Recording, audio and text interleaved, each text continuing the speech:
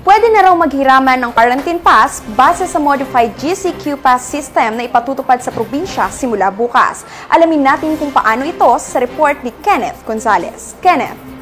Jezari, pwede nang umikot at ipasa ang quarantine pass sa mga miyembro ng isang household.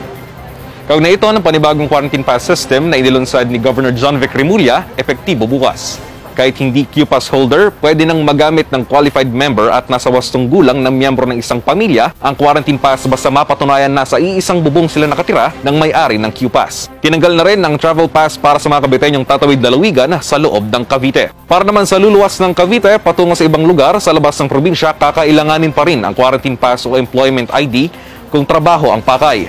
Maluwag naman ang pagtanggap ng Cavite sa mga Caviteñong magbabalik sa probinsya, kalakip ng katunayan ng residente ito ng Cavite. Bagamat unti-unti lumuluwag, hindi tayo dapat makampante at lagi sanang mag-ingat ang ating mga kababayan.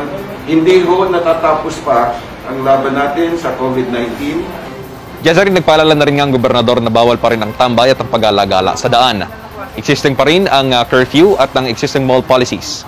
Jezari. Kenneth, matanong ko lang naman paano naman kaya matutukoy na magkasama nga sa iisang bahay yung may-ari ng Q-Pass pati yung hihiram nito? Yes, Jezari.